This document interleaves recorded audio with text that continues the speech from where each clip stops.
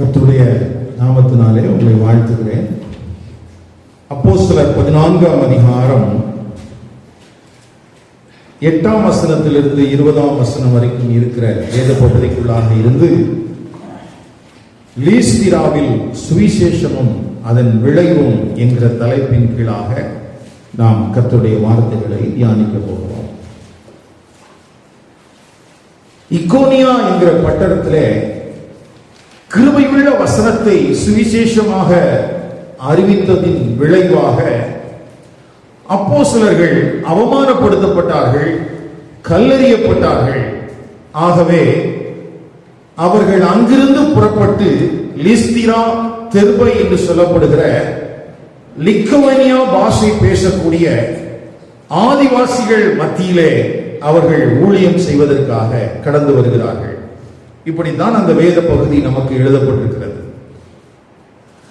இந்த லீஸ்திரா என்கிற பட்டணத்தில் வந்த பிறகு நடந்த சம்பவங்களின் அடிப்படையிலே தான் இன்றைக்கு நாம் சில காரியங்களை பார்க்க போகிறோம். அதுல முதல்ல லூக்கா எதை மையப்படுத்துகிறார் என்றால், ஒரு மனிதனை குறித்து எழுதுகிறார். அவன் முடக்குவாதத்தினாலே அவன் சப்பானியாக இருக்கிறான் என்று எழுதப்பட்டிருக்கிறது. அந்த 8ஆம் வசனத்துல பாத்தீங்கன்னா அவனை குறிச்ச ஒரு ரிப்போர்ட் எழுதியிருக்கு.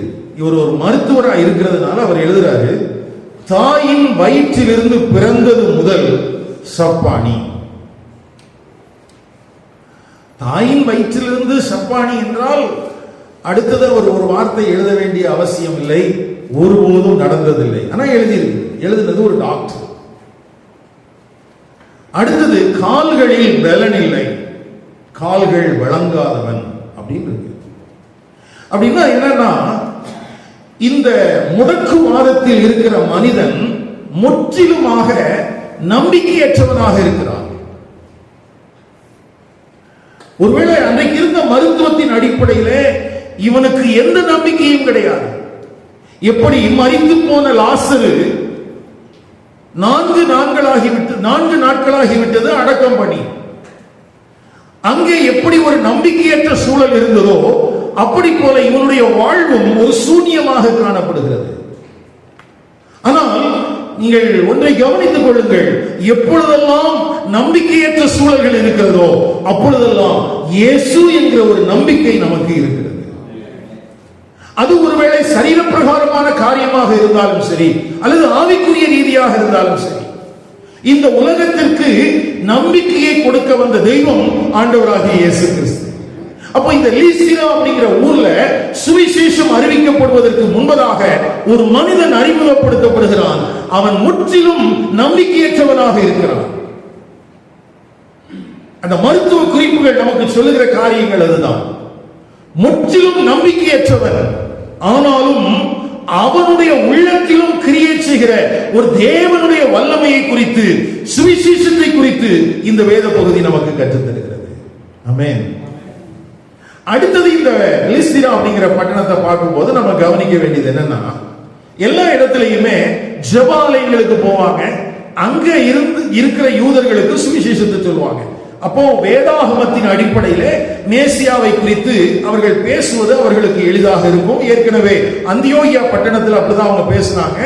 ஆதியாகமம் 3ஆம் அதிகாரத்தின் 15ஆம் வசனத்தில் தொடங்கி அங்கே தாவீதினுடைய வாழ்க்கையில தொடங்கி யோவான் ஸ்நானகனை சொல்லி இவர்தான் இயேசுவா மேசியா என்று சொல்லி அவர்களுக்கு இயேசுவை அவர்களுக்கு சுவிசேஷமாக அறிவித்தார்கள். ஆனால் இந்த லீஸ்திரா என்கிற ஊரிலே ஜெபாலயம் இல்லை.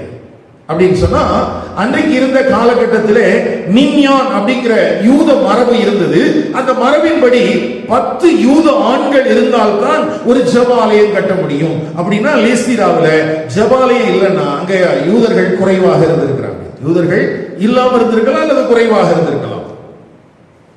அப்போ யூதர் அல்லாத ஜனங்களுக்கு மத்தியிலே முதல் முறையாக ஒரு ஓபனர் மீட்டிங் நடத்துறதுக்கு இங்க அப்போஸ்தலனாகிய பவுலுடைய டீமுக்கு ஒரு வாய்ப்பு கிடைச்சிருக்கு. அப்ப ஜெபாலயத்தில் பிரசங்கத்தை தொடங்க வேண்டிய பவுல் இப்பொழுது பொது இடத்துல பேச ஆரம்பிக்கிறார். இந்த பொது இடத்துல இருக்கிற ஆட்கள் யாரு அப்படின்னு கேட்டா, நான் ஏற்கனவே சொன்னேன், லிக்கோனியா பாஷை பேசக்கூடிய கல்வி அறிவில்லாத படிப்பில் பின்தங்கின பழங்குடி மக்கள் வாழ்ந்த ஒரு பகுதி என்று சொல்கிறார்கள். அப்படி வாழ்ந்த ஜனங்களுக்கு மத்தியிலே முதல் முறையாக சுவிசேஷம் அறிவிக்கப்படுகிறது. அந்த காரியம் தான் இந்த வேத பகுதி கூட அடங்கி இருக்குது. அடுத்தது மூன்றாவதாக இதுல நம்ம கவனிக்க வேண்டிய காரியம் என்னன்னா, அப்போஸ்தலர் 3ஆம் அதிகாரத்துல ஒரு யூத சூழலில் தேவாலயத்துக்கு முன்பதாக ஒரு சப்பானி ஒருவன் இருக்கிறான். அவனை அப்போஸ்தலராகிய பேதுரு குணப்படுத்தினதாக நாம் வாசிக்கிறோம். அப்போ அப்போஸ்தலர் 3 தேவாலயத்தின் வாசலுக்கு முன்பதாக ஒரு சப்பானி, அவன் அப்போஸ்தலனாகிய பேதுருவின் மூலமாக குணப்படுத்தப்படுகிறான். அவன் துள்ளி எழுந்து அவன் தேவாலயத்துக்குள் பிரவேசித்தான் என்று எழுதப்பட்டிருக்கிறது. இப்பொழுது அப்போஸ்தலர் 14 சந்தை வெளியில், யூத சூழல் அல்ல, புறவின சூழலில் அதே போல ஒரு புறவி சப்பானி. ஆனால் இங்கே அப்போஸ்தலனாகிய பவுல், யாரு? அப்போஸ்தலனாகிய பவுல். இந்த பிறவியும் இந்த பிறவி சப்பானியும் குணப்படுத்தப்படுகிறான். இந்த வேதம் என்ன சொல்லுகிற வருகிறது?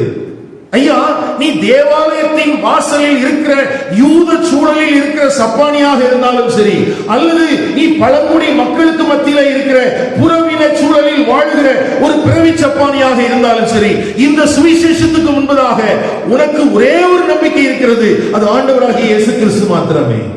அது பேதுருவாக இருந்தாலும் சரி, அது பவுலாக இருந்தாலும் சரி, இந்த சுவிசேஷத்தின் வல்லமை உன்னை உயிர்ப்பிக்க முடியும், உன்னையும் நம்பிக்கை உள்ளவராக மாற்ற முடியும். அப்போ இந்த காரியத்தை இந்த வேத பகுதிக்குள்ள நம்ம பார்க்கணும். சரி, இப்படியெல்லாம் ஒரு சூழல்களுக்கு மத்தியில இந்த சுவிசேஷத்தை இந்த அப்போஸ்தலனாகிய பவுலும் அவனுடைய டீமும் அறிவிக்கிறாங்க. இதுக்கு என்னையா வரவேற்பு கிடைச்சது அப்படின்னு பாத்தீங்கன்னா, அந்த வரவேற்பு தான் ரொம்ப நம்ம துக்கப்பட வைக்குது. கவனிங்கள். இப்போ பர்னபாவையும் அந்த பவுலையும் அவர்கள் கிரேக்க தெய்வங்களின் பெயர்களை சொல்லி வழிபட ஆரம்பித்து விட்டார்கள். கவனிங்கள். இவர்கள் பிரசங்கித்த செய்தி அவர்களுக்கு போய் சேரவில்லை. ஆனால் அந்த செய்திக்கு சான்றாக அமைந்த ஒரு சாட்சி அந்த ஜனங்களை ஈர்த்து விட்டது. எது அவங்களுக்கு சேரல? இவங்க பிரசங்கம் பண்ணின செய்தி போய் சேரல. ஆனா அந்த செய்திக்கு சான்றாக ஆண்டவர் பிறவி சப்பானியை குணமாக்கின உடனே அதுதான் ஒரு பெரிய இம்பாக்டா மாறிடுச்சு. இன்றைய கிறிஸ்தவம் கவனத்தில் கொள்ள வேண்டிய மிக முக்கியமான ஒரு காரியம் என்னவென்றால், நாம் பிரசங்கிக்கிற சுவிசேஷத்தை ஜனங்கள் விசுவாசிக்கிறார்களா, அல்லது அந்த சுவிசேஷத்தின் நிமித்தமாக சில அற்புதங்கள் நடக்கும் போது அந்த அற்புதத்தை ஜனங்கள் சார்ந்து கொள்கிறார்களா என்பதுதான். இவர்கள் விக்கிரகங்களை ஆராதித்துக் கொண்டிருந்த மக்கள். விக்கிரகங்களை ஆராதித்துக் கொண்டிருந்த மக்களுக்கு சுவிசேஷம் அறிவிக்கப்படுகிறது. சிருஷ்டிகரை குறித்து பேசுகிறார்கள். அது அடுத்தவள பார்க்கலாம். ஆனா இப்போ சிருஷ்டிகரை சேவிக்க வேண்டிய இந்த ஜனங்கள் யாரை சேவிக்கிறவர்களாக மாறிவிட்டார்கள்? பவுலையும் பர்னபாவையும் சேவிக்கிறவர்களாக மாறிட்டாங்க. இவ்வளவு நாளும் கல்லையும் மண்ணையும் வச்சு கும்பிட்டு இருந்தவனுக்கு இப்போ கர்த்தருடைய ஊழியக்காரர்கள் விக்கிரகங்களாக மாறிவிட்டார்கள். கவனிங்கள். சில நேரத்தில் இதுல கூட சபை சந்தோஷப்படுது. கவனிக்கிறீங்களா? அற்புதத்தை கண்ட விக்கிரக ஆராதனைக்காரர்கள் நற்செய்திக்கு செவி சாய்க்காமல், அதாவது பிரசங்கிக்கப்பட்ட சுவிசேஷத்துக்கு செவி கொடுக்காமல், தங்களுக்குள்ளே ஆழமாக வேரூன்றி இருந்த அந்த விக்கிரக ஆராதனைக்கு இன்னொரு வடிவம் கொடுத்தார்கள். பர்னபாவை பார்த்து பவுலை பார்த்து ஹெர்மேஸ் சொன்னாங்க, பர்னபாவை பார்த்து ஜூஸ் அப்படின்னு சொன்னாங்க. தமிழ்ல நமக்கு இப்படி எழுதப்பட்டிருக்குது, பர்னபாவை யூபித்தர் என்றும் பவுல் பிரசங்கத்தை நடத்தினபடினால் அவனை மெர்க்குரி என்றும் சொன்னாங்க. இப்போ அதுவரைக்கும் அவங்களுக்கு இருந்த தெய்வ வணக்கத்துக்கு இருந்த காரியங்களை விட்டு விட்டார்கள். ஆனால் அதற்கு பதிலாக யாரை வணங்க ஆரம்பிச்சிட்டாங்க? இப்போ சுவிசேஷத்தினால் என்ன பிரயோஜனம்? இதுவரைக்கும் வேறு மதத்தினுடைய ஆசாரங்களின்படி சில நபர்களை நம்பிக்கொண்டிருந்த ஜனங்கள் இப்பொழுது சபைக்குள்ளே வந்த பிறகு கிறிஸ்தவ பாதிரிகளை நம்புகிறதுனால என்ன பிரயோஜனம்? ஊழியர்கள் கனப்படுத்தப்படுகிறார்கள் என்கிற பெயரிலே கர்த்தருடைய வார்த்தையை விசுவாசியாமல், கர்த்தருடைய வார்த்தையை கீழ்ப்படியாமல், ஊழியர்களை கனப்படுத்துவதனால் மாத்திரமே தனக்கு ஆசீர்வாதம் என்று நினைக்கிற இன்றைய கிறிஸ்தவத்துக்கும் இந்த லீஸ்திரா என்கிற பட்டணத்தின் கிறிஸ்தவத்துக்கும் என்ன வித்தியாசம் இருக்க போகிறது? எதை விட்டுட்டாங்க? பிரசங்கித்த வசனத்தை விட்டுட்டான். இப்ப யார படிச்சுட்டான்? நம்ம ஊர்ல இப்ப என்ன நடக்குது சொல்லுங்க? நம்ம ஊர்ல என்ன நடக்குது? பிரசங்கத்தை விட்டாச்சு. பிரசங்கத்தில் சொன்னது ஆண்டவரை விட்டாச்சு. ஆண்டவருடைய வார்த்தையை விசுவாசிக்கல, ஆண்டவருடைய வார்த்தைக்கு கீழ்ப்படியல, ஆண்டவரை பிரியப்படுத்தணுங்கிற காரியங்கள் இல்ல. இப்ப யாரை பிரியப்படுத்துகிறவர்களாய் மாறிவிட்டார்கள். நம்ம அதுதான் ஆசீர்வாதம் சொல்றோம். மாலைகள் என்ன, பட்டாசு வெடிக்கிற காரியங்கள் என்ன, சால்வை போத்துறது என்ன. நான் என்ன சொல்றேன்னா, மனுஷனை புகழ்றதுனால நமக்கு என்ன கிடைக்க போகுது? ரட்சிப்பு கிடைக்க போதா? அப்போ அவனுடைய ஏற்கனவே அவன் செய்து கொண்டிருந்த ஒரு விக்கிரக ஆராதனையினுடைய சாயல் மாறி இருக்கிறது. என்ன மாறி இருக்குது? சாயல் மாறி இருக்குதே இல்லாம அவனுக்குள்ள அது வரைக்கும் சிங்காசனம் போட்டு அமர்ந்திருக்கிற விக்கிரகாராதனை என்கிற அந்த சத்துடைய வஞ்சகம் உடைக்கப்படவே இல்லை. இப்ப நம்மளா இருந்தா, இன்னைக்கு இருக்கிற ஊழியக்காரங்களா இருந்தா என்ன பண்ணிருப்பாங்கன்னா, அப்போ வந்த உடனேயே இந்த ஜனங்கள் எவ்வளவோ நம்மை வணங்குகிறார்கள், போற்றுகிறார்கள் அப்படின்னு சொல்லி ஆக ஒவ்வொரு பத்திரிகைகள் எல்லாம் புகழ்ந்து எழுதியிருப்பாங்க. ஆனா பாருங்க, பிழைக்க தெரியாத இந்த பவுலும் பர்னபாவும் வஸ்திரத்தை கிழிச்சுக்கிட்டு ஐயோ அப்படிங்கிறாங்க. புரியுதா நான் சொல்றது? இன்னைக்கு என்ன பண்ணிருப்பாங்க பாருங்க, இத்தனை இடத்துக்கு நாங்க ஊழியத்துக்கு போனோம், ஜெபாலயத்துக்கு போனோம், அங்க கூட ஒரு பையன் எங்களை ஏற்றுக்கொள்ளல, அங்க கூட எங்களுக்கு இவ்வளவு வரவேற்பு இல்லை, இவ்வளவு கனப்படுத்தல. ஆனா இங்க பாருங்க, பூ மாலைகளை எல்லாம் கொண்டு வர்றாங்க, எங்களுக்கு பலியிடுறதுக்கு கூட மிருகத்தை கொண்டுட்டாங்கயா. அவ்வளவு ஊழியக்காரங்களை கனம் பண்ணாங்க. கர்த்தர் இவர்களை ஆசீர்வதிப்பாராக அப்படின்னு நம்மால் ஒரு நல்ல ஒரு வாக்குத்தத்தத்தை சொல்லி, தீர்க்க தரிசனம் சொல்லி அந்த லீஸ்திரா பட்டணத்தில் இருக்கிற ஜனங்களை இன்னும் குருடர்களா மாத்திருப்பாங்க. நல்ல கவனிங்க, பிரசங்கிக்கப்பட்ட சுவிசேஷத்திற்கு விளைவு அல்ல, சுவிசேஷத்தின் விளைவாக ஆண்டவர் சில காரியங்களை செய்தார், அற்புதத்தை செய்தார். அந்த அற்புதத்தை படிச்சுட்டு இப்போ இவர்களையே தேவர்களாக மாற்றிவிட்டார்கள். கவனிங்கள் எனக்கு அருமையானவர்களே, இப்படிப்பட்ட சூழல் அமைவதின் நோக்கத்தை நாம் அறிந்திருக்க வேண்டியது அவசியம். இந்த சூழலின் நோக்கத்தை நம்ம என்ன செஞ்சிருக்கணும்? அறிஞ்சிருக்கணும். இதை குறித்த ஒரு சரியான புரிதல் நமக்கு இல்லாததினால்தான் இன்றைக்கு நாம் இப்படிப்பட்ட மனித வணக்கங்களுக்கு நாம் இடம் கொடுக்கிறவர்களாக மாறுகிறோம். எப்பொழுதுமே விசுவாசிக்கு என்ன பிரச்சனைனா, உண்மையான ஒன்றிற்கு ஜனங்கள் திரும்பக்கூடாது. எங்க திரும்பக்கூடாது? உண்மையான ஒன்றுக்கு. இவங்க ஏற்கனவே என்னத்தை ஆராதிச்சிட்டு இருக்கிறாங்க? போலியான தெய்வங்களை ஆராதிச்சிட்டு இருக்காங்க. ஹெர்மஸையும் யூபித்தரையும் மெர்க்குரியும் ஆராதிச்சிட்டு இருக்கிறாங்க. இப்போ அப்படி சிலை வடிவத்தில் பார்த்துட்டு பழகினவனுக்கு இப்போ ஆள் வடிவத்தில் பார்க்கறது ஒன்றும் பெரிய கஷ்டமா இல்லை. ஆனா பவுலையும் பர்னபாவை பொறுத்த வரைக்கும் ஏன் சுவிசேஷம் அறிவிக்க போனாங்க? போலியான காரியங்களை விட்டு உண்மையான சிருஷ்டிகரை இந்த ஜனங்கள் அறிய வேண்டும் என்பதற்காக தான் என்ன செய்யப்படுது? சுவிசேஷம் அறிவிக்கப்படுகிறது. ஆனா இப்போ அந்த ஜனங்கள் படிப்பறிவில்லாத பாமரர்களா இருந்ததினாலையும், ஏற்கனவே அவர்கள் பிசாசினுடைய பிடியில் ஆக்கிரமிக்கப்பட்டவர்களாக இருந்ததினாலையும் அவர்கள் போலியான ஒன்றிற்குத்தான் தூண்டப்பட்டார்களே, போலியான ஒன்றிற்குத்தான் தூண்டப்பட்டார்களே அல்லாமல் அவர்கள் உண்மையான காரியத்திற்கு, சத்தியத்திற்கு அவங்க என்ன செய்யவே இல்லை, இடம் கொடுக்கவே இல்லை. நம்ம ஒரு பாஷையில சொல்லதா இருந்தா, அவங்க இன்னொரு அவதாரமாக இவர்களை பார்த்தார்கள். இதுவரைக்கும் வணங்கிட்டு இருந்த ஒரு அவதாரத்துக்கு பதிலா இப்போ இன்னொரு அவதாரம் வந்திருக்குது. பவுலும் பர்னபாவும், மெர்க்குரியும் யூபித்தரும். கவனிங்கள், தேவன் மனுஷ சாயலானார் என்று பிரசங்கிக்கப்பட்ட சுவிசேஷத்திற்கு பதிலாக இப்பொழுது மனிதர்கள் தேவர்களாக மாறிவிட்டார்கள். கவனிங்கள் ஐயா, ஏன் இப்படிப்பட்ட ஒரு மாற்றம் வருது? நல்ல கவனிச்சு பார்த்தீங்கன்னா, இந்த பவுலையும் பர்னபாவையும் அடிச்சு பார்த்தாங்க, கல்லெறிஞ்சு பார்த்தாங்க. இவனுங்க விடுற மாதிரி இல்லை, துரத்தி விட்டாச்சு. அந்தியோகியால துரத்தி விட்டாச்சு, இக்கோனியா வந்து அங்கிருந்து துரத்தி விட்டாச்சு. எங்க போனாலும் அவமானப்படுத்தினா, கல்லெறிஞ்சா இவன் விட்டு போகவே மாட்டேங்கிறான். இவன் பின்மாறவே மாட்டேங்கிறான். இன்னும் சுவிசேஷத்தை பிரசங்கிப்பேன் அப்படிங்கிறான். அப்ப இவனை வீழ்த்துவதற்கு வஞ்சகமாக சத்துரு நுழைகிறான். கவனிங்கள், பிசாசை குறித்து வேதம் சொல்லும் போது அப்போஸ்தலனாகிய பவுல் என்ன சொல்றாருன்னா, கெர்ச்சிக்கிற சிங்கம் போல எவனை விழுங்கலாமோ என்று. இப்ப கெர்ச்சிக்கிற சிங்கம் போல பிசாசு வந்தா நமக்கு தெரியும், தெரியுமா? அப்போ வெளிப்பிரகாரமான ஒரு எதிர்ப்பு, உன்னை அடிச்சிருவேன், உடைச்சிருவேன், காலி பண்ணிடுவேன், நீ இந்த தேசத்திலே இருக்க முடியாது, இதெல்லாம் என்னது? கெர்ச்சிக்கிற சிங்கம் போல வருகிற பிசாசு. இன்னொரு பிசாசுக்கு இன்னொரு ரூபம் இருக்கிறத பவுல் சொல்றாரு. என்ன சொல்றாரு? வஞ்சனை உள்ளது, சர்ப்பமானது வஞ்சனை உள்ளது. இது வரும்போது தெரியுமா? பக்கத்துல வந்து நின்னாலும் தெரியுது, சில நேரத்தில் பாம்பு இருக்கு. அந்த மாதிரி இப்போ வஞ்சனையான காரியம். என்ன வஞ்சனை? ஐயா, இவனை அடிச்சா உடைச்சாலும் இவன் திரும்புற மாதிரி இல்ல, இவன் விட்டுட்டு போக மாட்டேங்கிறான். இப்போ இந்த மனிதர்களை என்ன பண்றது அப்படின்னு கேட்டா, இவனையே வணங்குவதற்கு தூண்டிவிட்டால், கிறிஸ்துவுக்கு பதிலாக இவர்கள் தூபபீடத்தில் ஏற்றப்பட்டால், இவர்களுடைய சுய பெருமை தூண்டப்பட்டால், இவர்களுக்கு புகழ்ச்சிகள் கொடுத்து தூண்டப்பட்டால், இவர்கள் நிச்சயமாக ரகசியமா விழுந்துருவாங்கன்னு பார்த்தான். எப்படி விழுந்துருவாங்கன்னு பார்த்தான்? ரகசியமா. அப்போ ஒன்னு சுவிசேஷத்திற்கு எதிர்ப்பு எப்படி வருகிறதுன்னா, அடிக்கிறது, உதைக்கிறது. அப்படி இல்லைன்னா நம்மள காலி பண்றதுக்கு அடுத்தது என்னது?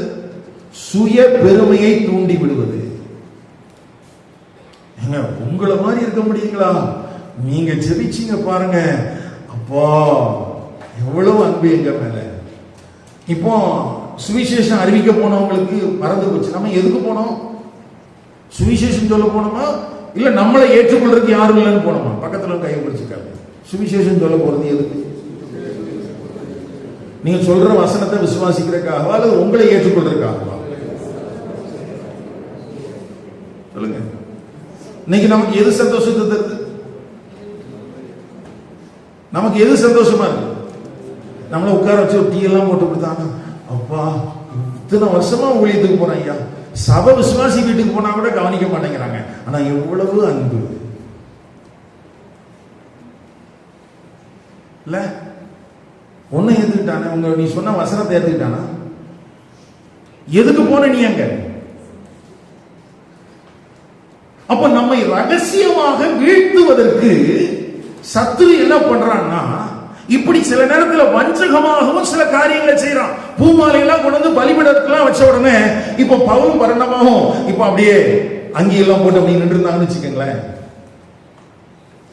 என்ன இருந்திருக்கும்? ஆண்டவர் பார்த்துருப்பாரு, அட பாவிகளா, இதுக்காகவா நீங்க கல்லறிப்பட்டீங்க இல்ல? அப்போ சில நேரத்தில் பவுல் அப்போஸ்தலன் மூலமாய் சொல்லப்பட்டது போல சிங்கம் மூலமும் பிசாசு வர்றான். சில நேரத்தில் இப்படி மாய்மாலமான தோற்றத்தோடும் வஞ்சகத்தோடும் கூட பிசாசு வருகிறான். இதை குறித்தும் நாம் கவனம் உள்ளவர்களாக இருக்க வேண்டியது அவசியம். அதனாலதான் பவுல் தன்னுடைய ஊழியத்துல அவர் கெர்ச்சிக்கிற சிங்கத்தை குறித்து அதிகமா எழுதல. ஏன்னா அது எல்லாருக்கும் தெரியும், விசிபிள் ஒன், அது பார்த்தாலே தெரியும், இது பிசாசு, இது சத்துரு, இது சத்துருடைய வஞ்சகம்னு தெரியும். ஆனா எதைத்தான் அவர் சொல்றாரு? உங்களுடைய மனம் கெடுக்கப்படுமோ என்று. வஞ்சகம், மாய்மாலம், போலியான காரியங்கள்.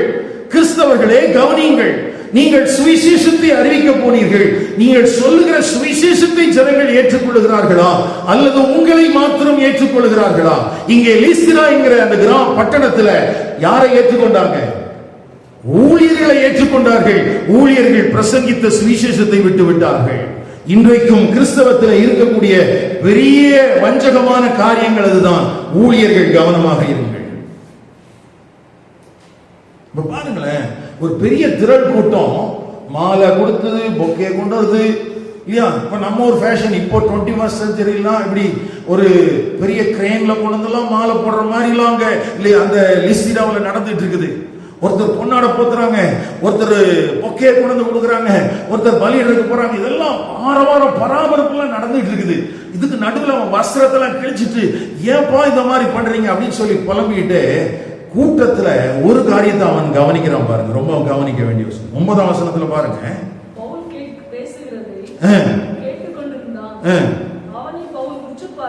எப்படி பார்த்தான்? எது அவனுடைய கவனங்களை திசை திருப்பல? இந்த கவன திசை திருப்புகள் காரியங்களுக்கெல்லாம் அவன் இடம் கொடுக்காம, இந்த பூமாலை இந்த இதுக்கெல்லாம் இடம் கொடுக்காம, அவன் கண்ணு யார் மேல பதிஞ்சிருக்குன்னா ஒருத்தனையே பார்த்துட்டு இருக்கிறான். அந்த ஒருத்தன் தான் அங்க பவுலவ லூக்கா எழுதின அந்த சப்பானி. ஏன் அவனை பார்த்தான்? ஆமா, அவனுக்குள்ள ரட்சிப்புக்கு ஏற்ற விசுவாசம் அவனுக்கு உண்டென்று கண்டு.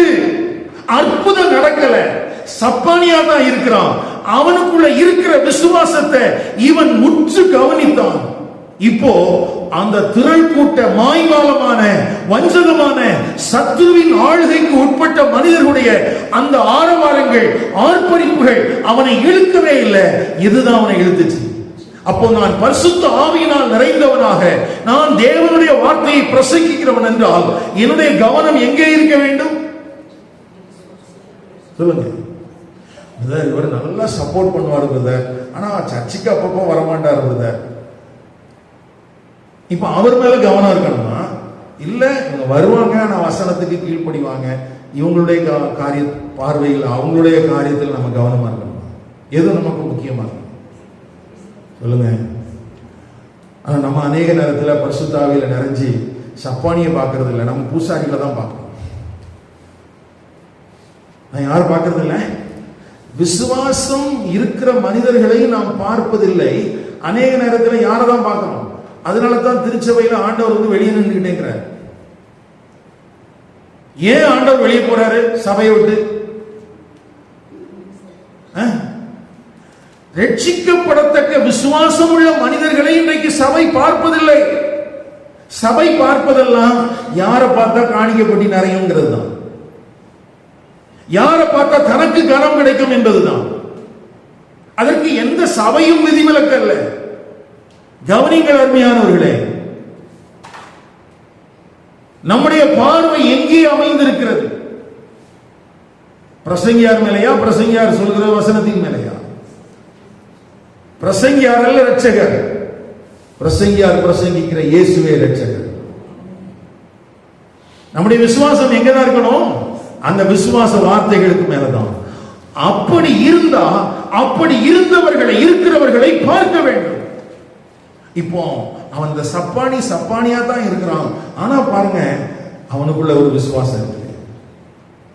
அப்போ லீஸ்திரா அப்படிங்கிற அந்த பட்டணத்துல போய் லிக்கவேனியா பாஷையில பேசக்கூடிய இடத்துல பவுலும் பர்னபாவும் பிரசங்கத்தெல்லாம் பண்ணும்போது ஒருவேளை டிரான்ஸ்லேஷன் பண்ணியிருப்பாங்க அங்க இருக்கிற லோக்கல் டிரான்ஸ்லேட்டர்ஸ்.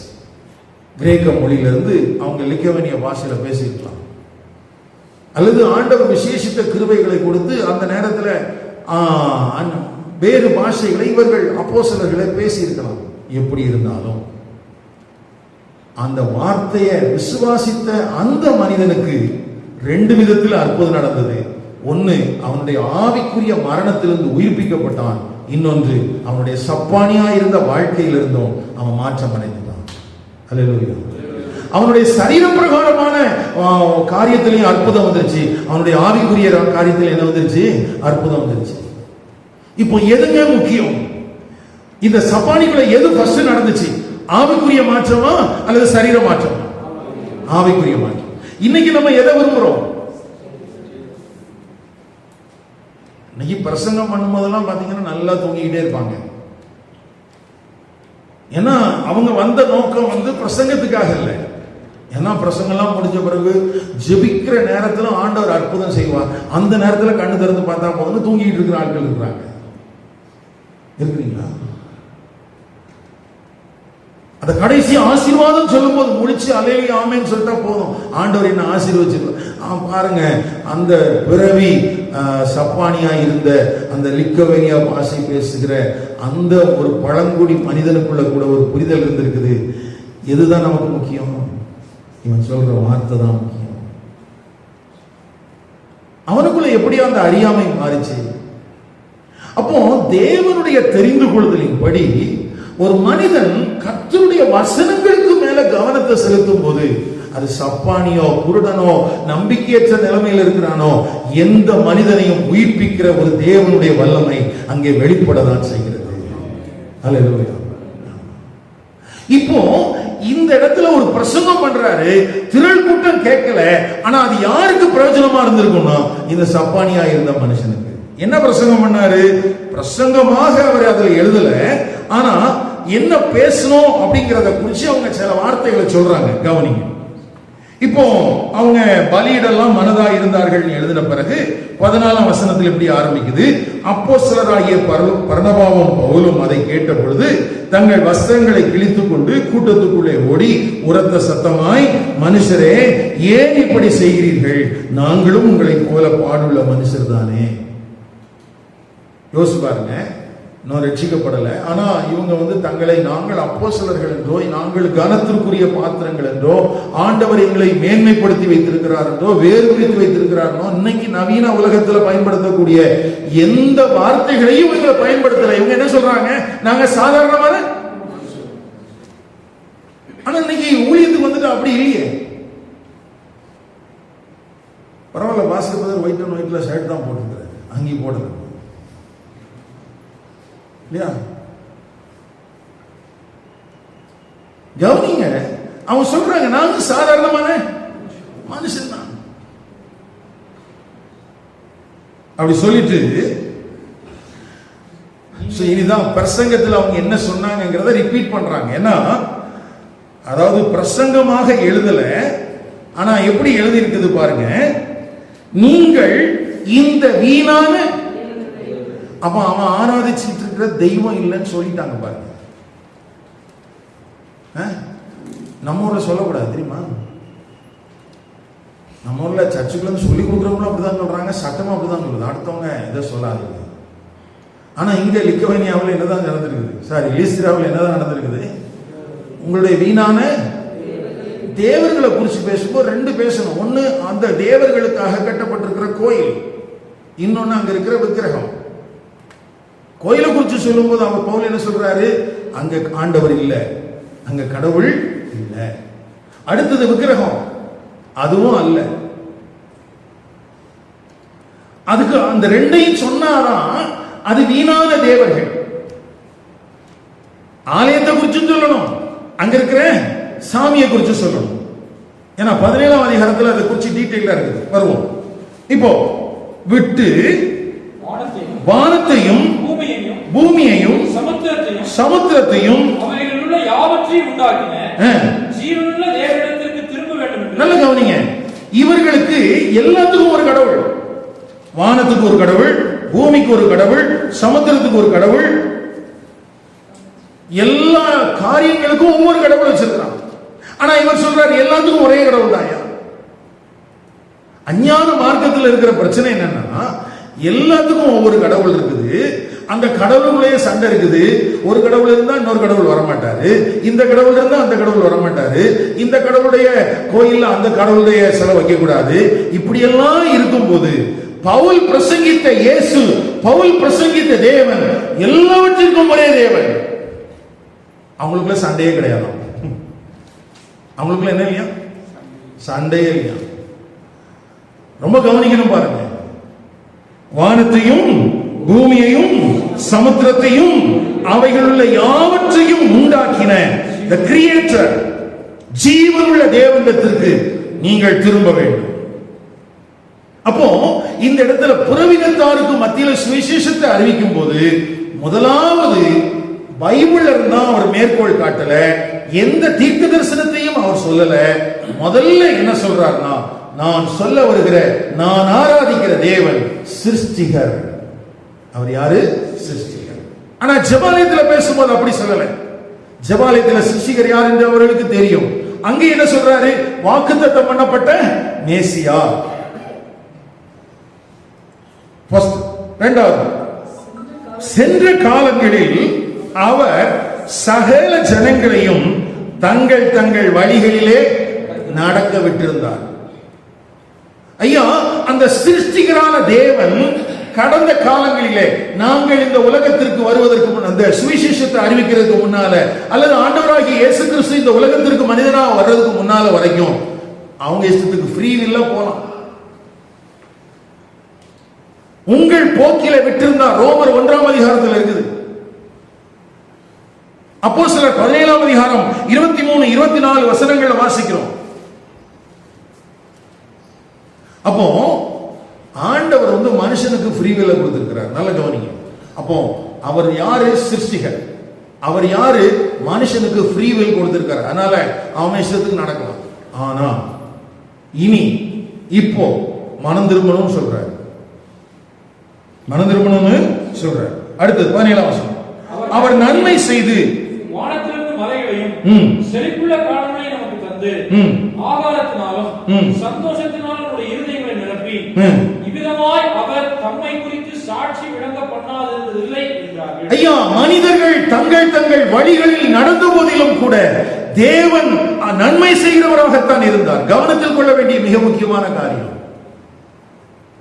ஜனங்கள் எப்படி இருக்கிறாங்களா? ஃப்ரீ வில்லா இருக்கிறாங்களா? அவங்க இஷ்டத்துக்கு நடக்கிறாங்களா? ஆனா ஆண்டவர் என்ன செய்யறாராம்? வானத்திலிருந்து மழையையும் செழிப்புள்ள காலங்களை நமக்கு தந்து ஆகாரத்தினாலும் சந்தோஷத்தினாலும் நம்முடைய இருதயங்களை, அப்போ இதெல்லாம் உனக்கு கொடுக்கிறாருங்கிறதுனால நீ போயிட்டு இருக்கிற பாதை சரின்னு நினைக்க கூடாது. நீ ஃப்ரீ வில்ல போகும்போது இதெல்லாம் உனக்கு சாத்தியமாகலாம். ஏன்னா அவர் நன்மை செய்கிற தேவன். கவனிக்கிறீங்களா? இன்னைக்கு கிறிஸ்தவத்துக்குள்ள இருக்கிற பிரச்சனை என்ன? பிரதர், நாங்க நல்லா போஷிக்கப்படுறோம் பிரதர். 7 மாசம் ஒரு குறைவு இல்லாம போஷிக்கப்பட்டிருக்கிறோம், பாதுகாக்கப்பட்டிருக்கிறோம், ஆண்டவர் என் கூட இல்லாமலாம் நடந்துச்சுன்னு கேட்கிறாங்க. ஐயா, இங்க கவனிங்க, அங்க என்ன எழுதி இருக்குது? சென்ற காலங்களில் அவர்கள் தன் ஜனங்களை தங்கள் தங்கள் வழியில நடக்க விட்டிருந்தார். ஆனாலும் அவர்களுக்கு தேவையான மழை, அவர்களுக்கு தேவையான எல்லா காரியங்களும் கிடைக்கத்தான் செய்தது. அப்ப இதை வச்சுட்டு அதை டிஃபைன் பண்ண முடியாது. அவர் என்ன செய்யறாரா? அவர் பாதுகாக்கிறதுனாலையும் பராமரிக்கிறதுனாலையும் தன்னை உனக்கு வெளிப்படுத்திக் கொண்டே இருக்கிறார். இப்போ உங்களுடைய வேதாகமத்தை அதே அப்போஸ்தலர் 17ஆம் அதிகாரத்துக்கு திருப்பி விடுங்க.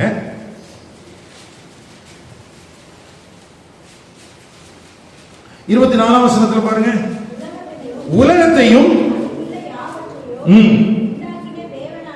ஆமா, இங்கேயும் ஒரு பிரசங்கம் எழுதப்பட்டிருக்குது. இந்த பிரசங்கத்தில் அவர் என்ன பண்ணினாருங்கிற அந்த எல்லா கான்டெக்ஸ்டையும் கொடுத்திருக்காருங்க பாருங்க. உண்டாக்கின தேவனானவர் ஆண்டவராய் இருக்கிறபடியால், ஆமா, முதல்ல அதை சொல்லிட்டார். நான் தான் சொன்னேன், எல்லா வீணான தேவர்களை விட்டு அப்படின்னு சொன்னா அதுக்கு 2 காரியத்தை சொல்லி ஆகணும். ஒண்ணு, அடுத்தது 29ஆம் வசனம். தேவனுடைய சந்ததியாக இருக்க மனுஷனுடைய சித்த வேலையினாலும் யுக்தியினாலும் உருவாக்கின பொன், வெள்ளி, கல் இவைகளுக்கு தெய்வம் ஒப்பா இருக்கும் என்று நாம் நினைக்கலாகாது. அப்போ கோயிலும் கோயில் இல்ல, நீ வச்சிருக்கிற தெய்வமும் தெய்வம் இல்லை. அதனால அந்த தேவர்களை விட்டு எங்க வா? உண்டாக்கின சிருஷ்டிக்கு இடத்துக்கு வா. அவர் யார்? அவர் உனக்கு ஃப்ரீ வில் கொடுத்திருக்கிறாரு. ஆனாலும் அவ்வப்போது உன்னை போஷிக்கிறார், பராமரிக்கிறார், உன்னை உடுத்துவிக்கிறார். எதுக்காகனா நான் ஒருத்தன் இருக்கிறேங்கிறத உனக்கு நினைப்பூட்டிட்டே இருக்கிறார். என்ன செஞ்சிட்டு இருக்கிறாரு? நினைப்பூட்டிட்டு இருக்கிறார். அந்த தெய்வம் இப்ப என்ன சொல்றாருன்னா மனம் திரும்ப சொல்றாரு. 30ஆம் வசனத்தை வாசிங்க. அறியாமையுள்ள காலங்களை தேவன் காணாதவர் போல இருந்தார், இப்பொழுதோ ஆமா, இப்ப மனம் திரும்பணும் சொல்ற. ஏன் மனம் திரும்பணும்? அதுக்காக ஒரு நாளை நியமிச்சிருக்கிறாராம், ஒரு நபரையும் நியமிச்சிருக்கிறாராம். அது நியாய தீர்ப்பின் நாளாம். அந்த நியாயாதிபதி இயேசு கிறிஸ்துவாம். அவர் அந்த மனிதன் மரித்தோரிலிருந்து உயிரோடு எழுப்பப்பட்டிருக்கிறாராம்.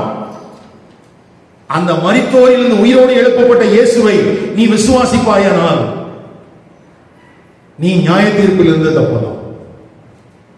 என்ன செய்யலாம்? நியாய தீர்ப்பில் இருந்து தப்பலாம். அப்போ புறவினத்தாருக்கு சுவிசேஷம் சொல்லும் போது பழைய ஏற்பாட்டில் இருக்கிற மேற்கோள் காட்டிலாம் சொல்லல, நேரடியாக வர்றாரு. என்ன வர்றாரு? நான் சொல்ல வர்ற தெய்வம் சிருஷ்டிகராக இருக்கிறார்.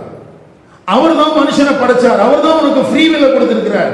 நீ கேட்கிற ஏன் ஆண்டவர் தீமைகள்லாம் படைச்சார்? தீமையெல்லாம் படைச்சதுனால தான் நீ உன்னால ஒரு சாய்ஸுக்குள்ள வர முடியுது. ஃப்ரீ வில் இருக்கிறதுனால தான் உனக்கு என்ன இருக்குது சொல்லுங்க? சுதந்திரமான ஒரு விருப்பம் இருக்குது. சுதந்திரமான விருப்பம் இருக்கிறதுனால தான் தீமைகளும் வருகிறது. அப்போ ஃப்ரீ வில் என்று சொல்வது உன் வாழ்க்கையில் வரும்போது நீ சுயமான ஒன்றை முடிவெடுக்கிறாய். அது நன்மையானால் இருக்கலாம், தீமையானால் இருக்கலாம். அதே மாதிரிதான் இந்த உலகத்தில் இருக்கிற பெரும்பான்மையான மனிதர்கள் அநேக நேரத்தில் தீமையை தெரிந்து கொள்கிறார்கள், ஆகவே தீமையான காரியங்கள் நடக்கிறது. நீ ஃப்ரீவில்ல கேள்வி கேட்டனா அதை கேள்வி கேட்க முடியாது. அப்போ ஆண்டவர் மனிதனுக்கு என்ன செஞ்சதா ஒரு டிக்னிட்டி கொடுத்திருந்தார். உனக்கு சில சாய்ஸஸ் இருக்கு, உனக்கு முன்னால நன்மையும் இருக்குது, தீமை இருக்குது, உனக்கு முன்னால மரணமும் இருக்குது, ஜீவனும் இருக்குது, உனக்கு முன்னால இருளும் இருக்குது, வெளிச்சம் இருக்குது, நீ எதை வேணாலும் தெரிந்து கொள்ளலாம். ஆனா அப்படி சொல்லிட்டு ஆனா நான் இப்போ உன்னை மனம் திரும்பணும்னு சொல்றேன் அப்படின்னா என்ன அர்த்தம்? உனக்கு முன்னால ஒரு ஃப்ரீ சாய்ஸ் இருக்குது மகனே மகளே, ஆனா இப்போ நான் மனம் திரும்பணும்னு சொல்றேன். ஏன்னா இந்த காலம் உன் இஷ்டத்துக்கு வாழ்றதுக்கான காலம் இல்லை. ஏன்னா ஒரு நாள் ஆண்டவர் நியமிச்சிருக்கிறாராம், அதுல நீதியாய் நியாயம் தீர்ப்பாராம். அந்த நாள் மாத்திரமல்ல, அந்த நியாயம் தீர்க்கிற ஒருவரும் நியமிக்கப்பட்டிருக்கிறார். அவர் இந்த உலகத்திற்கு மனிதனாக வந்த இயேசு கிறிஸ்து அவர்களுடைய பாவங்களுக்காக மரித்தார், அடக்கம் பண்ணப்பட்டார், அவர் மரித்தோரிலிருந்து எழுப்பப்பட்டிருக்கிறார். அவர்தான் நியாயாதிபதி, அவர்தான் என்ன செய்ய போறார்? நியாயம் செய்ய போறார். அதனால அந்த நாளும் நியாயாதிபதியும் ரெடியா இருக்கிறதுனால நீ மனம் திரும்பிடு. இல்லைன்னா என்ன செய்ய முடியாது? சொல்லுங்க. 17 அதிகாரம் 31 வசனம். மேலும் ஒரு நாளை குறித்திருக்கிறார், அதிலே அவர் தாம் நியமித்த மனுஷனை கொண்டு பூலோகத்தை நீதியாய் நியாயம் தீர்ப்பார். அந்த மனுஷனை மரித்தோரிலிருந்து எழுப்புவதினாலே அது நிச்சயத்தை எல்லாருக்கும் விளக்கப்படினார் என்றார். அப்போ இந்த இடத்துல பவுல் இயேசு கிறிஸ்துவினுடைய உயிர்த்தெழுதலை குறித்து பேசும்போது என்ன சொல்றாருன்னா, அவர் நியாயம் தீர்ப்பதற்காகவே உயிரோடு எழுப்பப்பட்டிருக்கிறார் என்று சொல்கிறார். எதுக்காகவே? இப்போ இந்த பிரசங்கத்தெல்லாம் சொன்ன உடனே பிரசங்கத்தை ரிப்பீட் பண்றாங்க அவங்க கிட்ட. இப்போ 18ஆம் வசனம் வாசிங்க. இங்க இப்படி 14-18 இப்படி அவர்கள் சொல்லியும் தங்களுக்கு ஜனங்கள் வழியிடாதபடிக்கு அவர்களை அமர்த்துகிறது அரிதா இருந்தது. இவ்வளவு சிருஷ்டிகரை குறித்து பேசின பிறகு கூட அந்த ஜனங்கள் இவர்கள் பிரசங்கித்த வசனங்களை அல்ல, திரும்பவும் பிரசங்கியாரை தான் பிடித்துக் கொண்டிருக்கிறார்கள். அப்ப ஒரு முறை பிரசங்கம் பண்ணியாச்சு, இரண்டாவது முறை இவங்க பண்ற காரியங்களை எல்லாம் பார்த்துட்டு திரும்பவும் பேசுறாங்க. இதெல்லாம் பார்த்த பிறகு இரண்டாவது முறை பிரசங்கம் பண்ண பிறகு கூட இவர்களால் எதை கேட்க முடியவில்லை, எதை விசுவாசிக்க முடியவில்லை, பிரசங்கத்தை கேட்க முடியல. எப்பவும் எதை தான் படிச்சுட்டு இருக்கிறான். சரி, அப்ப ரொம்ப பாராட்டுவோம் போல் இருக்கு, ரொம்ப பாசக்கார பசங்க அப்படின்னு நினைச்சிட்டு இருந்தோம்னா ஏமாந்துருவோம். அடுத்தாப்புல 19ஆம் வசனத்துல சில யூதர்கள் வந்து ஜனங்களுக்கு போதனை செய்து பவுலை கல்லெறிந்து அவன் மரித்து போனான் என்று எண்ணி. பாருங்க, இவங்க 2 முறை பிரசங்கம் பண்ணனா பிரசங்கம் மண்டையில ஏறல. ஆனா எங்கிருந்தோ அந்த யூதர்கள் வந்து போதனை செய்தார்கள், அது உடனே வந்துருச்சு. அவங்க என்ன சொல்லி கொடுத்தாங்க? இவனை அடிச்சு கொல்லணும். இப்போ இவர்களை புத்தியினர்கள் சொல்றதா என்ன சொல்வீங்க நீங்க?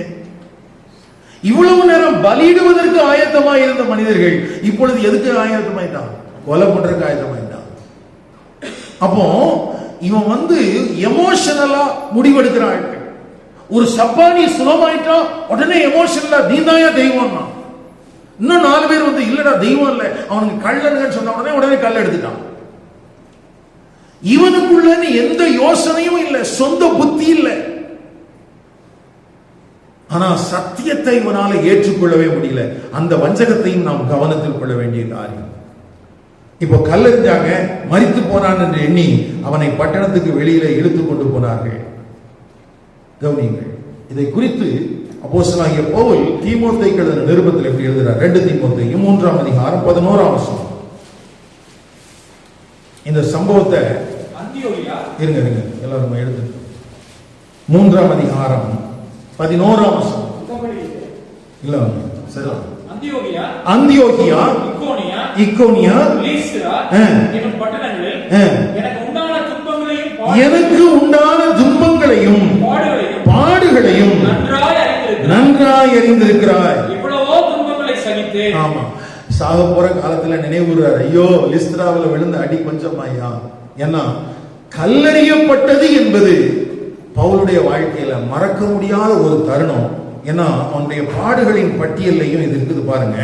2 கொரிந்தியர் 11ஆம் அதிகாரம் 25ஆம் வசனத்துல 3 தரம் பிலாரியால் அடிபட்டு ஒரு தரம் கல்லறி உண்டு. ஆமா, அது லிஸ்திராதான். அதுதான் லிஸ்திராதான். கல்லறிந்து லீஸ்திராவின் அந்த மக்கள் இவனை கல்லறிந்து இவன் மரித்து போனான் என்று விட்டு அவனை என்ன செஞ்சிட்டாங்களா? பட்டணத்துக்கு வெளியே இழுத்துட்டு போனாங்களாம். கவனிங்கள் எனக்கு அருமையானவர்களே, இந்த லீஸ்திரா அப்படிங்கிற பட்டணத்துல சுவிசேஷம் அறிவிக்கப்படுகிறது. சுவிசேஷத்தை அல்ல, சுவிசேஷகர்களையே தெய்வமாக மாற்ற நிரம்பித்தார்கள். தெய்வமா தான் மாத்திட்டான் அப்படின்னு பார்த்தா திடீர்னு கல்லறிறான், அவனை கொலை செய்வதற்கு எத்தனைக்கிறான். சுவிசேஷத்தின் விளைவு எப்பொழுதும் சாதகமாகவே இருக்கிறதில்லை. சில நேரங்களில், அதிகமான நேரங்களில் எப்படி இருக்குது? பாதகம். அந்த பாதகத்திலையும் 2 விதமான பாதகம் இருக்கு. ஒன்னு கல்லறிகிறது, இன்னொன்னு நம்மை பெருமைக்கு தூண்டி நம்மை வீழ்த்துவது. கெர்ச்சிக்கிற சிங்கம் போலவும் சத்துரு எழுப்பி சுவிசேஷர்களை அழிப்பதற்கு நினைக்கிறான். அவர்களை வஞ்சமாக பெருமைக்கு நேராக தூண்டி அதன் அடிப்படையிலேயும் அவர்களை அழிப்பதற்கு நினைக்கிறான். மொத்தத்துல சுவிசேஷர்கள் எப்பொழுதும் அழிக்கப்பட வேண்டியவர்கள், கொல்லப்பட வேண்டியவர்கள் என்று சத்துருவினால் எனப்பட்டிருக்குது. அவனை பொறுத்த வரைக்கும் நம்ம வாழ்ந்திருக்கிறது என்பது அவனுக்கு பிடிக்கிறது இல்லை. எப்பவுமே ஏன் உயிரோடு இருக்கிறான்? ஏன் தனிமை? ஏன் சோர்வு? ஏன் மன உளைச்சல்? தேவனை நேசித்துதானே புறப்பட்டு வந்தோம், தேவனுக்கு தானே எல்லாவற்றையும் தாரை வார்த்தோம். ஏன் மனசோர்வு? ஒண்ணு நீயா மலையிலிருந்து குளிச்சு கீழே வந்து செத்து போயிரு, இல்லைன்னா நானா தள்ளி விடும்போது நீ செத்து போயிரு. மொத்தத்தில் உயிரோடு இருக்காத. இதுதான் அவனுடைய எண்ணம், அவனுடைய காரியங்கள் எல்லாம். இதை நம்ம புரிஞ்சுக்கிட்டோம்னா இதை மேற்கொள்வதில் நாம் கவனமாக இருக்க வேண்டியது அவசியம். நீ கல்லறிஞ்சாலும் சரி, அல்லது என்னை கோபுரத்தில் தூக்கி வச்சு என்னை எல்லாரும் புகழ்ந்தாலும் சரி, நான் எதற்காக பிடிக்கப்பட்டேனோ அதை பிடித்துக் கொள்ளும்படி ஆசையாய் தொடர்வேனே அல்லாமல் வேறே வஞ்சகங்களுக்கு நான் இடம் கொடுக்க மாட்டேன் என்பதில் நாம் கவனமாக இருக்க வேண்டியது அவசியம். எனக்கு அருமையான கர்த்தருடைய பரிசுத்தவான்களே, முதல் முறையாக சுவிசேஷ பிரசங்கம் எப்படி பண்ணணுங்கிறதுக்கு இந்த லீஸ்திரா அப்படிங்கிற பட்டணம் நமக்கு ஒரு சாட்சியாக இருக்கிறது. அப்போ நம்ம ஊர்ல இருக்கிற ஜனங்களுக்கு மத்தியில நம்ம சுவிசேஷத்தை பிரசங்கிக்கும் போது நீங்க பழைய ஏற்பாட்டில் இருக்கிற ஆசரிப்பு கூடாரத்தை வைத்து பேச முடியாது. நீங்கள் எதை வைத்துதான் பேசணும்? சிருஷ்டிகர். தனித்தனியாக தெய்வங்களை வைத்து வணங்கிக் கொண்டிருக்கிறவர்களுக்கு இவைகள் எல்லாவற்றையும் எந்த விதமான சண்டையும் சச்சரவும் இல்லாம ஒரே தேவன் தான் உருவாக்கினார், அவருக்குள்ள எந்த பிரிவினையும் இல்லைங்கிறத அவங்களுக்கு சொல்லிக் கொடுக்கணும். அந்த தேவன் உனக்கு ஒரு ஃப்ரீ வில் கொடுத்திருக்கிறார். இவ்வளவு நாள் நீ ஃப்ரீ வில் படி வாழ்ந்துட்ட, ஆனா இப்போ கர்த்தருடைய சுவிசேஷம் உனக்கு வருகிறது. நீ மனம் திரும்ப வேண்டும். என்ன செய்யணும்? மனம் திரும்பணும். மனம் திரும்பலன்னா நியாய தீர்ப்பு நாள் குறிக்கப்பட்டிருக்கிறது. நியாய தீர்ப்பு செய்கிற நபரும் ஏற்படுத்தப்பட்டு விட்டார். அவர்தான் ஆண்டவராகிய இயேசு கிறிஸ்து. அப்போ சுவிசேஷத்துல இங்கே அற்புதம் செய்வார் என்று பிரசங்கிக்கவில்லை, மாறாக நியாயம் தீர்க்கப்படுவாய் நியாயாதிபதியாகிய இயேசுவையே பிரசங்கித்தார்கள். ஏன்? ஏற்கனவே ஜனங்கள் பாவம் செய்து தேவனுடைய நியாய தீர்ப்புக்குள்ளானவர்களா இருக்கிறாங்க. இப்ப அந்த நியாய தீர்ப்பிலிருந்து விடுவிக்கப்படணும்னா இயேசு கிறிஸ்துவை சொந்த ரட்சகராக ஏற்றுக்கொள்ள வேண்டும். நாம் கிறிஸ்தவர்களாக மாறுவதற்கு அல்ல, தேவனுடைய நியாய தீர்ப்பிலிருந்து தப்பிப்பதற்காகவே இயேசு கிறிஸ்து இந்த உலகத்திற்கு மனிதனாக வந்தார். நம்முடைய பாவங்களுக்காக மரித்தார், அடக்கம் பண்ணப்பட்டார், வேத வாக்கியங்களின்படி 3ஆம் நாள் உயிரோடு எழுந்தார், பரத்துக்கு எடுத்துக் கொள்ளப்பட்டார், மீண்டும் வருவார். தேவன் தம்முடைய ஜனங்களை தம்மோடு கூட சேர்த்துக் கொள்வார். இப்பொழுது வரப்போவது மணவாளனாகிய கிறிஸ்து. இனி அடுத்தது வர அந்த மணவாளனுடைய கிறிஸ்துக்கு அடுத்தாற் போல ராஜாவாகிய கிறிஸ்துவை தாண்டி நியாயாதிபதியாகிய கிறிஸ்து ஒரு நாள் நியமிக்கப்பட்டிருக்கிறது. அந்த நாளிலே நாம் வெட்கப்பட்டு போகாதபடி நாம எந்த பாஷை பேசுகிறவர்களாக இருந்தாலும் சரி, எந்த பட்டணத்தில் குடியிருக்கிறவர்களா இருந்தாலும் சரி, எந்த வணக்கத்தில் இருக்கிறவங்களா இருந்தாலும் சரி, ஒன்றாகிய மெய் தேவனை அறிவதே நித்திய ஜீவன் என்பதை விசுவாசிக்கிற கிருபை இந்த வார்த்தைகளை கேட்கிற ஒவ்வொருவருக்கும் உண்டாவதாக. அந்த ஒன்றாகிய மெய்தேவன் யார்? அவர் வானத்தையும் பூமியையும் சமுத்திரத்தையும் இந்த முழு மனுக்குலத்தையும் படைத்த தேவன், சிருஷ்டிகர். அவர் பூமியை மாத்திரமல்ல, இந்த மனுக்குலத்தையும் ஒரே ரத்தத்தினாலே தோன்ற பண்ணினார். இங்கே ஏற்றத்தாழ்வுக்கு இடம் கிடையாது. தெய்வங்களுக்குள்ளேயே சண்டை கிடையாது. தெய்வத்தால் படைத்த மனிதர்களுக்குள்ள சண்டை இருக்கக்கூடாது. அதனாலதான் நாம் ஒன்றாயிருக்கிறது போல அவர்களும் ஒன்றாயிருக்கும்படி உம்மிடத்திலே நான் வேண்டிக் கொண்டுகிறேன் என்று சொன்னார். அங்க தெய்வங்களுக்குள்ளே சண்டை, மனிதர்களுக்குள்ளே சண்டை. இங்க தெய்வத்துக்குள்ளே சண்டை கிடையாது, மனிதர்களுக்குள்ளே சண்டை இருக்கக்கூடாது. நான் சொல்றது புரியுதா? அப்போ லீஸ்திராவில் சபை உருவாச்சா? ஆமா, உருவாயிருச்சு. அடுத்த வசனம் இப்படி எழுதியிருக்கு 19ஆம் வசனத்துல, சகோதரர். யார் அந்த சகோதரர்கள்? ஒன்று பவுலோடு அந்த டீம்ல இருக்கிறவங்க, இன்னொன்னு அந்த முடவனாக இருந்து சப்பானியாக இருந்து சுகம் பெற்றானே, அதே போல விசுவாசித்து தேவனுடைய சபைக்குள்ள வந்த ஜனங்கள் எல்லாரும். வாசிங்க அந்த வசனத்தை. சீஷர்கள் அவனை சூழ்ந்து நிற்கையில் அவன் எழுந்து பட்டணத்திற்குள் பிரவேசித்தான். மறுநாளில் பர்னபாவுடனே கூட தெர்பைக்கு புறப்பட்டு போனான். இப்போ லீஸ்திராவில் 2 விதமான யுத்தங்களை செயல்படுத்திட்டு தோற்று போன சத்துரு தோற்றவனாகவே அன்றையிலிருந்து இன்றைக்கு வரைக்கும் இருக்கிறான். இவன் லீஸ்திராவில் எங்க போயிட்டான்? இப்போ பவுல் பர்னபாவும் ஜெயிச்சுட்டாங்க. நம்ம என்ன செய்யணும் சொல்லுங்க? நமக்கு சோர்வு கொடுத்து நம்மளை பலவீனப்படுத்தி நம்மை ஒன்றுமில்லாத மாற்றுவதற்கு சத்துரு எத்தனைக்கும் போது நம்ம லீஸ்திராவிலே முடங்கிடலாம்னு நினைக்கிறோமா? இல்ல என்ன செய்ய போறோம்? எழுப்பி நிற்கலாமா?